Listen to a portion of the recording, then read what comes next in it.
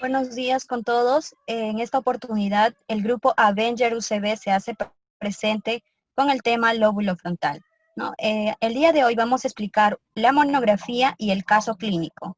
Quien les habla es Dina Guamancia Ler y doy pase a mi compañera.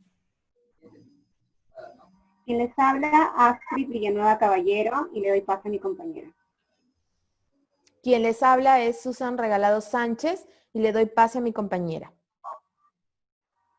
Quien les habla, mi nombre es Linda Stephanie Julca Sánchez y le doy paso a mi compañera.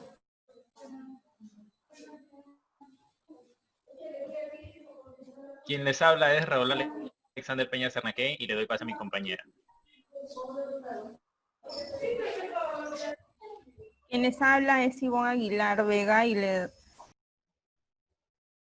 Muy bien, ahora vamos a empezar en cuanto a la exposición. Tenemos acá la parte del marco teórico del lóbulo frontal. Entonces, ¿qué es el lóbulo frontal? Bueno, es un proceso cuyo principal objetivo es facilitar la adaptación de nuevas situaciones y este opera por medio de la modulación o el control de habilidades cognitivas. Estas habilidades son procesos aprendidos por medio de la práctica o la repetición e incluso habilidades motoras y cognitivas, como por ejemplo tenemos la memoria, el lenguaje y la lectura, ¿no? Entonces, ¿dónde está ubicado el lóbulo frontal? Se encuentra ubicado en el polo anterior del cerebro, situado en la parte frontal del cerebro, es decir, cerca del rostro, separada del lóbulo parietal, por la fisura de Rolando y el lóbulo temporal por la fisura de Silva, ¿no? Asimismo también, pasamos con la diapositiva, por favor, tenemos 4 áreas importantes: la corteza motora, la corteza primaria, la corteza premotora, el área de Broca y la corteza prefrontal. Asimismo, el área motora refiere, ¿no? Nos dice que planifica y ejecuta, asimismo controla los movimientos voluntarios. Ahí también está incluido el lenguaje expresivo y la escritura. Tenemos la corteza primaria, donde está situada, está situada en la circunvalación frontal ascendente, por delante de la fisura de Rolando, ¿no? Esta es especialmente responsable de llevar a cabo los movimientos individuales de diferentes partes del cuerpo. En la corteza premotora se encarga de hacer que el aprendizaje de experiencias pasadas influya sobre las técnicas del movimiento.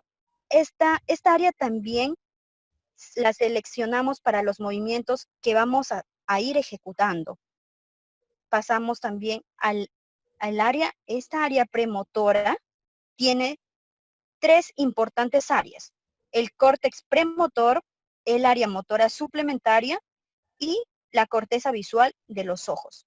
También pasamos al área de Broca, o también llamado opérculo. Esta área está involucrada especialmente en la articulación del habla, del lenguaje, asimismo de la escritura.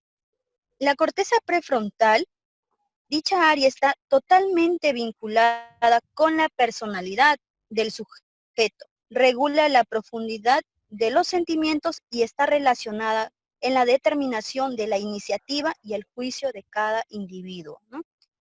Dicha área está también subdividida por áreas. Tenemos el área dorsolateral y el área cingula de procesos motivacionales, ¿no? Y también el área arbitraria.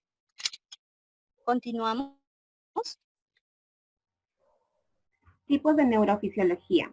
El lóbulo frontal se encarga básicamente de 2 tipos de funciones, que son las funciones ejecutivas, que se encuentran desarrolladas en la parte prefrontal, y las funciones motoras. Las funciones ejecutivas son supramodales, o también denominadas cognitivas, debido a que son encargadas de resolver problemas bastante complejos. Estos pueden ir desde la capacidad para seleccionar algún objeto, el control de la atención y la organización temporal de la conducta. Dentro de esas funciones ejecutivas tenemos a la inteligencia. Bueno, en este caso Luria nos menciona que el objetivo de la neuropsicología es identificar las zonas de trabajo del cerebro que son responsables de la ejecución de la actividad compleja, lo que se denomina dentro de un principio estructural sistémico. Este principio señala que la actividad de la mente es un sistema que funciona a través de la combinación de varias estructuras cerebrales, es decir, que funcionan como un todo. Entendemos entonces que la inteligencia no funciona sola, ¿no? Sino que no funciona solamente en una parte del cerebro. Es por eso que hay un postulado que señala que la sede anatómica y fisiológica de la inteligencia se da en el lóbulo prefrontal. Es importante señalar que si más adelante de repente en un accidente hubiera una lesión en el lóbulo prefrontal, no afectaría a la inteligencia, pero sí podría afectar a la memoria de trabajo y también a la atención. Siguiente diapositiva, por favor. Respecto a la atención, Portelano nos menciona que la capacidad para seleccionar estímulos se debe al proceso de mielinización, ya que el cerebro tiene circuitos para cada una de sus funciones que se encuentran en la corteza cerebral. Existen varios modelos de procesos atencionales. Hoy día vamos a mencionar dos. En primer lugar tenemos el modelo de Norman, y dentro de ahí está incluido el procesamiento automático, que procesa varias informaciones a la vez. Y también tenemos el procesamiento controlado, ¿no? Este planifica la respuesta, supervisa la atención de experiencias básicamente nuevas. Siguiente diapositiva, por favor. Respecto a la memoria, bueno, la memoria es una función supramodal. Esto debido a que su funcionamiento es integrado por numerosos circuitos. Estos circuitos se van ubicando a lo largo del sistema nervioso central. Aquí se crea, se registra, se guarda y se recupera la información. Existen 4 modalidades respecto a la memoria. Primero tenemos la memoria contextual, denominada memoria también de la fuente. En este caso se sitúa un dato o un evento, pero en un contexto determinado, ¿no? También tenemos la memoria temporal. En este caso, bueno, la persona recuerda de manera secuencial los acontecimientos que ocurren en el hipocampo, ¿no? Y bueno, también está relacionada con la corteza, el área de la neocorteza, para recordar el evento ocurrido. También tenemos la memoria prospectiva, que bueno, acá implica una capacidad para programar acciones que se van a producir de una manera concreta, pero en el futuro. Y finalmente tenemos la memoria de trabajo. En este sistema se nos permite manipular la información para lograr realizar varias tareas cognitivas.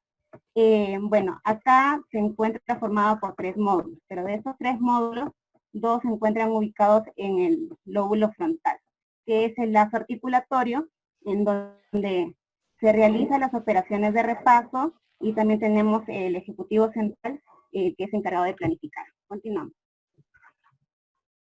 Bien, en lo que respecta a la neurofisiología del lóbulo frontal, vamos a hablar ahora también de la función del lenguaje. El lenguaje, como nosotros sabemos, se ubica en la parte expresiva, el lenguaje expresivo, en lo que es el área de Broca. El área de Broca, tanto en ambos hemisferios, tiene 2 funciones. En el hemisferio izquierdo se encarga del lenguaje escrito, en este caso la escritura, la expresión escrita, y también de la fonología. Mientras que en el hemisferio derecho hablamos de los gestos y de la prosodia.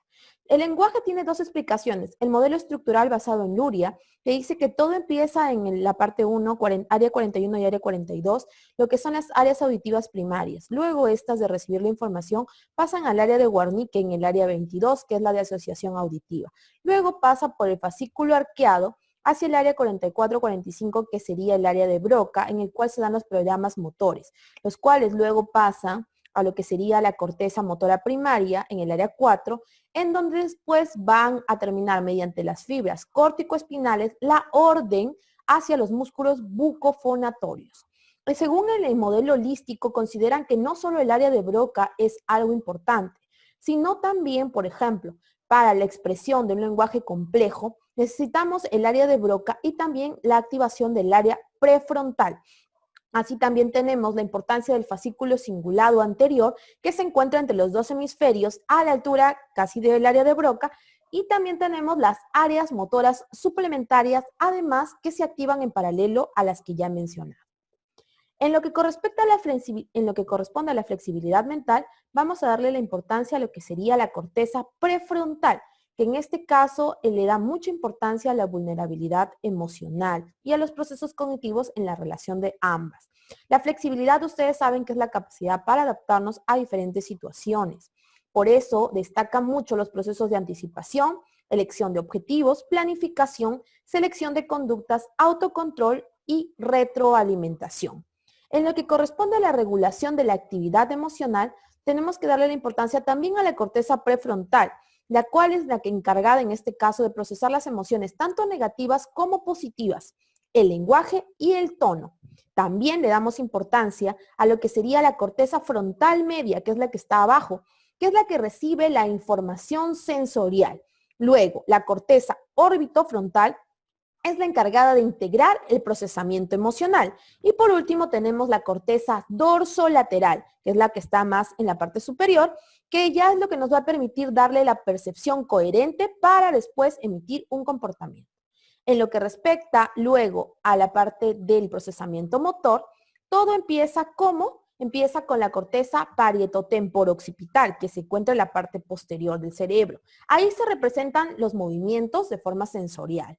Luego de eso se va a trasladar al área prefrontal, donde se va a dar la parte verde, donde se va a dar la decisión de iniciar el movimiento. Luego pasamos a la corteza premotora, que es el área de color lila, donde se va a programar la secuencia del movimiento. Y finalmente termina pasando a lo que sería la corteza motora primaria, la de color rojo, que sería la cual es la encargada de iniciar la actividad motriz mediante lo que sería el homúnculo de Penfield, el cual, de acuerdo al órgano que quisiéramos que sea el efector, es el que va a dar la señal directa para ejecutar la acción. Continuamos. Cuando hablamos acerca de patologías, nos referimos también al síndrome disejecutivo. ¿Qué hace el síndrome disejecutivo? Lo que hace es regular las respuestas y emociones del lóbulo frontal, probando algunas dificultades para el control de los pensamientos, lineación y procesos cognitivos, y también algunas alteraciones en los procesos emocionales. El síndrome disejecutivo también tiene algunas características: pérdida de capacidad para planificar, anticipar y monitorizar las actividades mentales. También encontramos la dificultad para realizar tareas, de modo que pueden tener un problema de déficit de atención y también causado estímulos externos, ¿no? También encontramos la incapacidad para establecer categorías o extraer algunas ideas y pérdida de flexibilidad cognitiva, tendencia de perseverancia, rigidez y comportamiento. Encontramos también en esto 3, ¿no? Patología en inteligencia, en la atención y en la memoria. Cuando hablamos de trastornos de inteligencia, encontramos también un trastorno que se caracteriza por la sobrevaloración de posiciones reales de aprendizaje de la memoria, especialmente si no tiene conciencia de sus ejes. ¿Cómo podemos evaluar que un niño tenga problemas de aprendizaje? Podemos aplicarle el WIS o el Wechsler, ¿no? También, trastorno de atención. El lóbulo en el lado frontal provoca alguna alteración con alguna dificultad en la cual el niño no puede prestar un foco de atención para alguna clase o también para algún hecho o suceso. Trastorno de la memoria. Cuando hay una lesión en la memoria, lo que podemos ver que produce amnesia, ya que puede existir dificultades en el lóbulo también frontal para algunas tareas implícitas cuando se tiene que integrar acontecimientos pasados o también acontecimientos que se están haciendo actualmente. Dentro del grupo de las patologías del lóbulo frontal tenemos los trastornos del lenguaje. Aquí encontramos a la disartria, que corresponde a una alteración en la articulación de las palabras. Se atribuye a una lesión del sistema nervioso central y periférico. Se manifiesta mediante omisión, sustitución, adición o distorsión de unos o más sonidos, afectando la inteligibilidad de la expresión verbal. También encontramos a la dislalia, pues se trata de una incapacidad para pronunciar o formar correctamente ciertos fonemas o grupos de fonemas. En ocasiones sus síntomas se pueden confundir con los de la disartria, aunque su diferencia estriba en que las dislalias no existe un trastorno explícito en el sistema nervioso. Con la disfonía son trastornos que afectan a la intensidad, el tono o el timbre de la voz, causados por un desorden vocal de tipo laríngeo o respiratorio. Pueden estar producidas por causas anatómicas, fisiológicas o psíquicas que afectan al aparato vocal. Y por último, la afasia, que es la pérdida o alteración del lenguaje como consecuencia de alguna lesión cerebral. Dependiendo de la localización de la lesión, obtendremos diferentes tipos de cuadros afásicos. Por ejemplo, la afasia de Broca producida por lesiones en la tercera circunvolución frontal izquierda, área 44, acompañada de otras lesiones en otras zonas del lóbulo frontal. Siguiente diapositiva, por favor. Dentro de los trastornos motores encontramos la apraxia ideomotora. Estas pueden estar causadas por lesiones parietales del hemisferio izquierdo, el área motora suplementaria del lóbulo frontal o por lesiones del cuerpo calloso. Este tipo de apraxia afecta a la realización de gestos simples, aunque está preservada la capacidad para manipular objetos y herramientas reales. En la apraxia de la marcha, generalmente la apraxia de la marcha está causada por la lesión cerebral grave de tipo demenciante o tumoral, lesiones frontales o hidrocefalia. Consiste en la incapacidad para caminar, a pesar de que el sujeto sea capaz de hacerlo de manera espontánea. Y también tenemos la apraxia bucofonatoria, que está causada por lesiones del opérculo frontal y la ínsula anterior o por lesiones parietales. Es la incapacidad para realizar movimientos voluntarios de cara, labios, lengua u órganos fonatorios. Siguiente diapositiva, por favor. También tenemos los trastornos emocionales y de personalidad. Aquí tenemos dos grupos, trastornos pseudopsicopáticos y trastornos pseudodepresivos. En los pseudopsicopáticos están causados por lesiones en la zona orbitaria anterior, siendo característicos en estos casos el incremento de la agresividad, la impulsividad, el comportamiento social poco adaptado. Su causa se debe a la pérdida de capacidad inhibitoria ejercida por el lóbulo frontal. Y en los trastornos pseudodepresivos, aquí están causados por lesiones del área cingulada anterior y con menor frecuencia por lesiones dorsolaterales.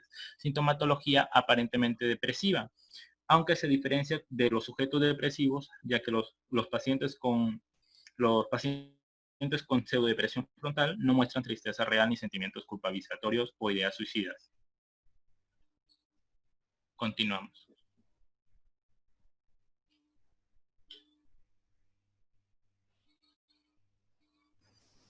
La evaluación neuropsicológica, su fundamentación, ¿no? La neuropsicología utiliza diversas técnicas de evaluación para explicar con mayor precisión las relaciones entre el cerebro y la conducta. Luria consideró a los lóbulos frontales como una unidad de programación, regulación y control de los procesos psicológicos complejos. En la organización factorial de los lóbulos frontales, identificó 4 factores, ¿no? El orbital, que soporta los procesos de regulación y control emocional conductual. El medial regula el tono cortical, el esfuerzo atencional y la estabilidad de huellas en la memoria.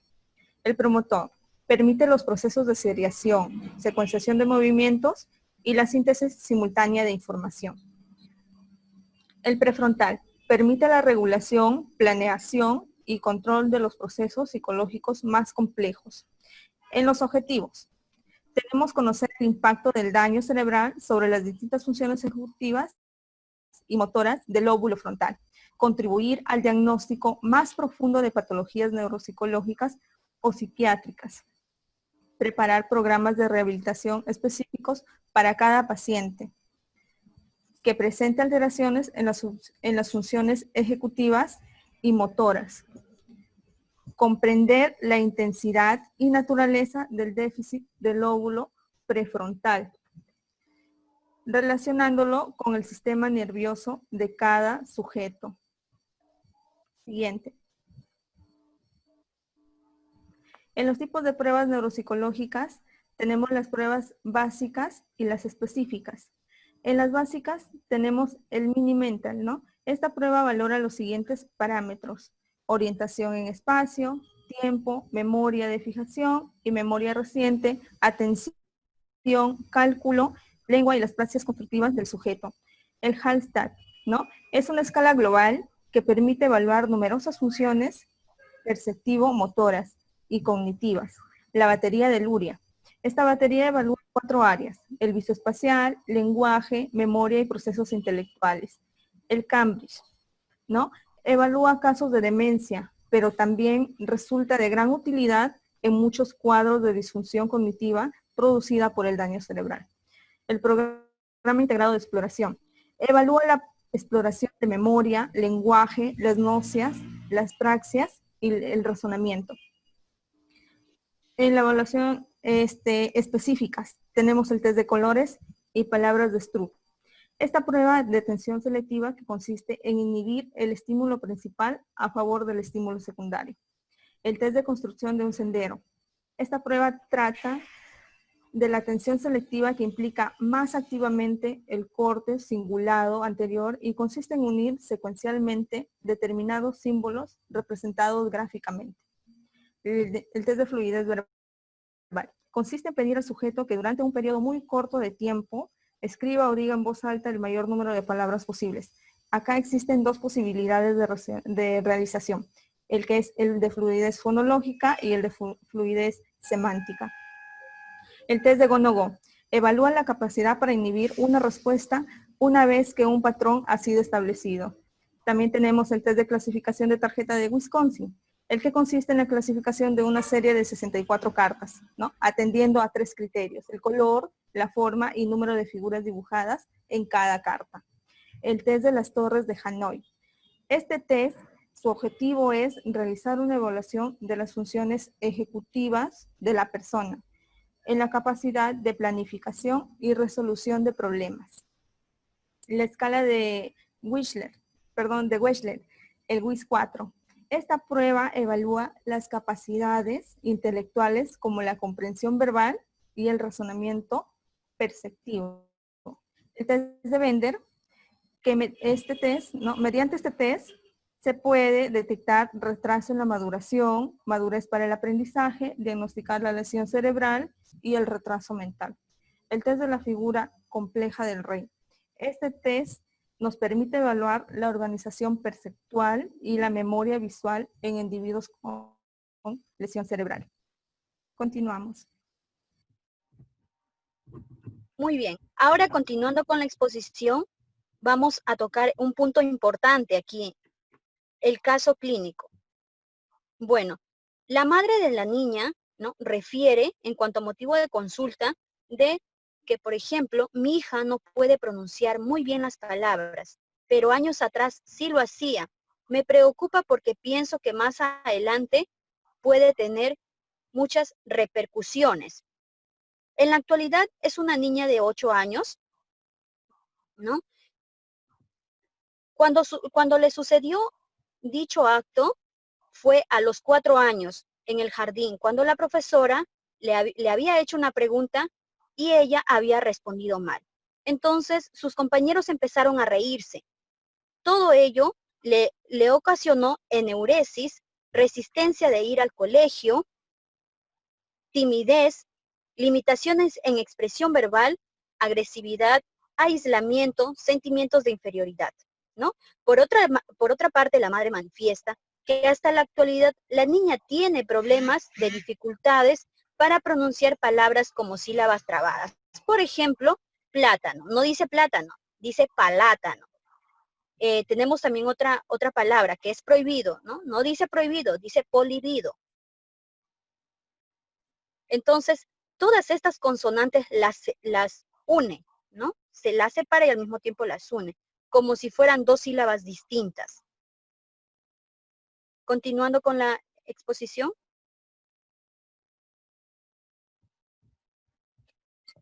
Cuadro clínico. Nuestra paciente tiene 8 años, es del sexo femenino y actualmente presenta dificultades fonológicas que implican errores en la producción, utilización, representación y articulación de las palabras, principalmente aquellas que contienen sílabas trabadas. En cuanto a los signos que se ha identificado mediante la entrevista y evaluación a la niña, presenta aislamiento social, debido a que por el temor a ser rechazada se aísla y evita de repente reunirse con su entorno, ¿no? Con sus compañeras o incluso a veces hasta con su familia. Presenta ansiedad y angustia, temor al rechazo, inseguridad ya que no confía en las capacidades que ella misma tiene, retraimiento social, pesimismo y culpa debido a que piensa que el problema que ella presenta actualmente, la dificultad que ella tiene, no la va a poder superar. En cuanto a los síntomas que se han identificado, presenta dificultades en la articulación de las palabras propias para su edad y la cultura a la que ella pertenece. presenta incapacidad para pronunciar palabras que contienen sílabas trabadas, omite fonemas y también existe el alargamiento de las vocales, ¿no?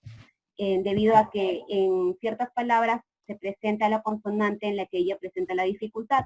Por ejemplo, en el caso de plátano, la sílaba pla, ella presenta dificultades para pronunciar la consonante P junto con la L, entonces la vocal que ella larga es la A. Entonces ya no pronuncia plátano, sino palaátano, ¿no?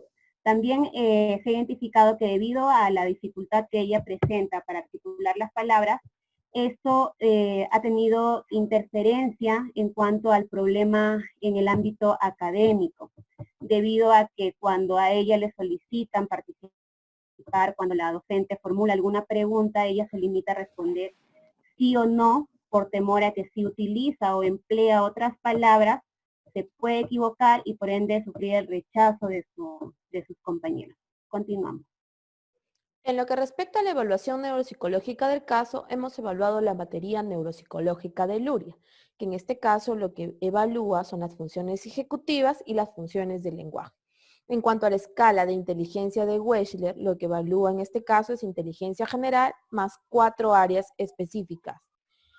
Test de la figura humana para niños para ver los rasgos de personalidad. En cuanto a lo que es el cuestionario de ansiedad infantil, lo que sería la reacción fisiológica ante algún estresor.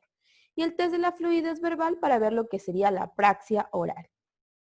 En los resultados de la evaluación neuropsicológica obtenemos, en cuanto a lo que es inteligencia, el nivel general de inteligencia es un nivel medio alto. Luego, en cuanto a las áreas, que es comprensión verbal, que es la capacidad de razonar lingüísticamente. El análisis perceptual, que sería el razonamiento no verbal, y lo que sería la velocidad de procesamiento, que es la rapidez para responder a una tarea, obtiene un nivel medio alto. En lo que sería la memoria operante, que es la capacidad para almacenar y evocar información, corresponde también a un nivel normal. En cuanto a lo que serían los rasgos de personalidad, obtenemos un concepto bajo, un autoconcepto bajo y rasgos de inseguridad, preocupación de adecuación a su entorno y dificultad para interactuar también con el mismo. En lo que serían las funciones ejecutivas y también lo que serían las lingüísticas, tenemos la orientación espacial adecuada, comprensión verbal también adecuada. Lo único que se nota en la dificultad aquí es el tema de la praxia oral, donde, como se mencionó anteriormente, hay la dificultad de la pronunciación de sílabas trabadas, las cuales estas sílabas las separa en dos diferentes. Continuamos.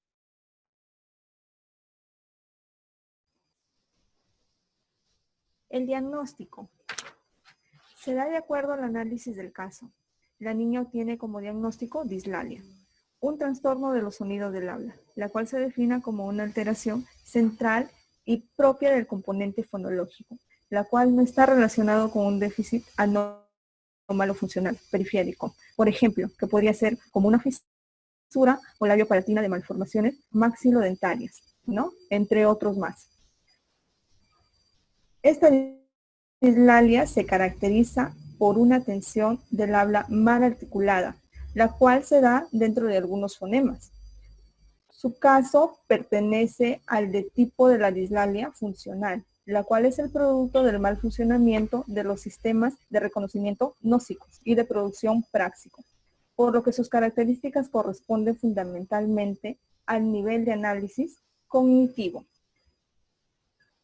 Los tipos de la dislalia se dan por omisión, donde omiten palabras o fonemas, ¿no? Y también se dan por la sustitución, el cual se da al no poder articular bien un sonido concreto, cambiándolo por otro fonema que le resulta más fácil o adecuado y que normalmente se relaciona con el sustituido, lo cual es el caso de la niña. Sustituye y aumenta una letra en la palabra mal articulada, ¿no? Sobre todo se da con las palabras trabadas, con las sílabas trabadas.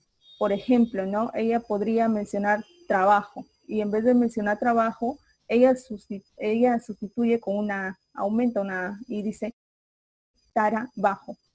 Y por último, también observamos en la niña inseguridad, la cual no le permite relacionarse de una manera adecuada con sus pares. Tensión al no saber sobrellevar su problema y responder de manera rápida a las preguntas que le hace la profesora. Y también está pendiente qué es lo que va a responder, y también mencionamos que presenta ansiedad debido a que constantemente está alerta, está en un cuadro de alerta, ¿no? A lo que va a responder, para que no se burlen de su pronunciación, tanto en las clases virtuales como en el entorno familiar.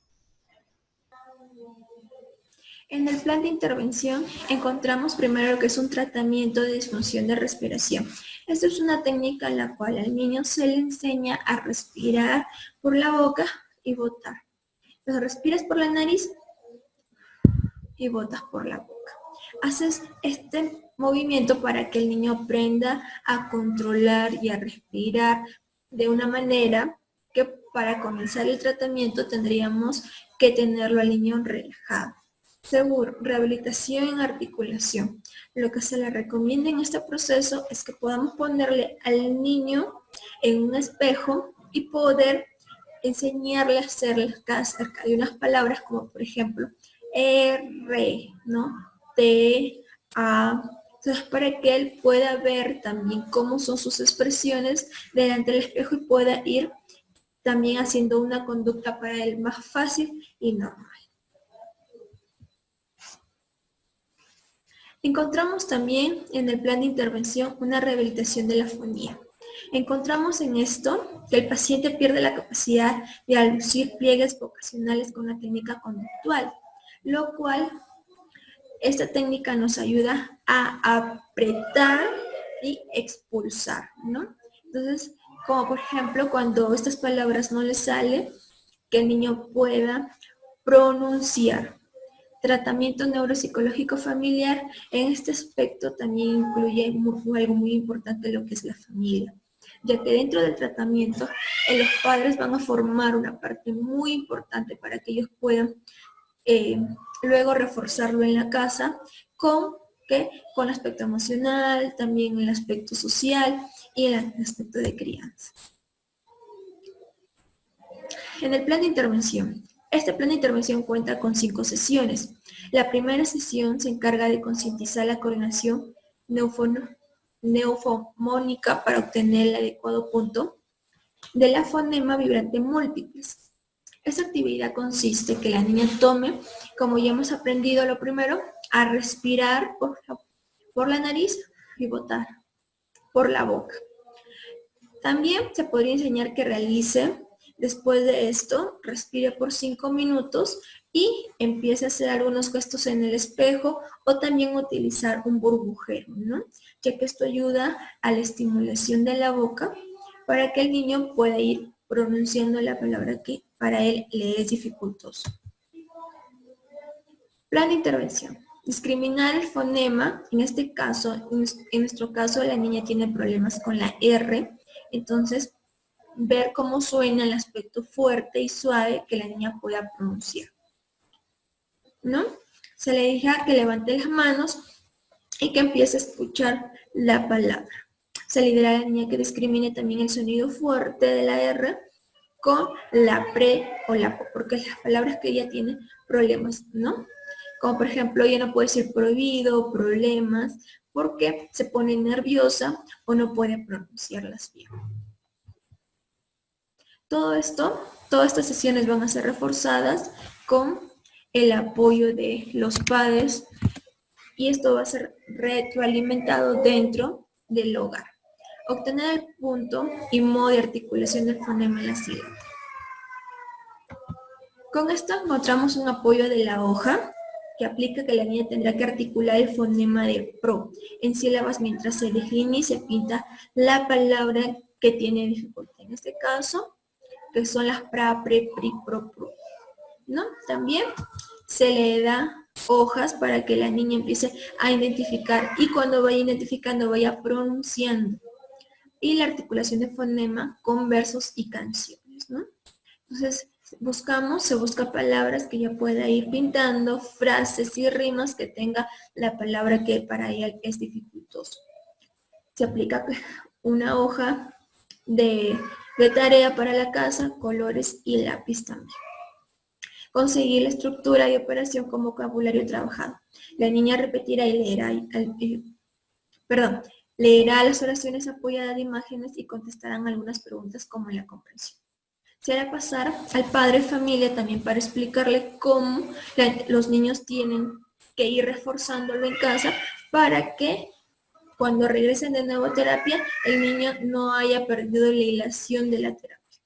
Y también haya tenido constante mejora, ¿no? Bien, con respecto a la promoción y prevención, en esta etapa es posible a través de la educación del niño y de los agentes sociales que le rodean. Entonces, el asegurar una vida saludable en el escolar es posible de lograr mediante una adecuada supervisión de los padres, del contexto escolar y de los profesionales de salud. Dentro de la prevención tenemos tres grupos, la prevención primaria, secundaria y terciaria. En la prevención primaria, en este caso, aquí se evita la adquisición de la enfermedad. Mediante esto podemos fomentar la respiración nasal en el niño, adoptar una dieta sólida a partir del año para fortalecer los músculos articulatorios de la boca. En este caso, los padres desde casa pueden ayudar a sus hijos para que fortalezcan los órganos que intervienen en el habla, distingan de manera correcta los diferentes sonidos y mejoren su habilidad articulatoria. De esta forma, las dislalias infantiles se pueden mantener a raya. En el grupo de la prevención secundaria, aquí va encaminada a detectar la enfermedad en estadios precoces en los que el establecimiento de medidas adecuadas puede impedir su progresión.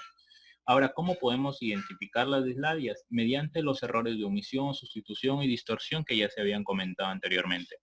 En la prevención terciaria comprende aquellas medidas dirigidas al tratamiento y a la rehabilitación de la dislalia para ralentizar su progresión y con ello la aparición o el agravamiento de complicaciones. Aquí la terapia más que todo se centra en juegos que facilitan la adquisición de las habilidades necesarias. Requiere implicación y participación tanto del niño como de su familia para que el proceso pueda ser seguido y complementado por ellos en casa. Bien, eso ha sido todo. Muchas gracias.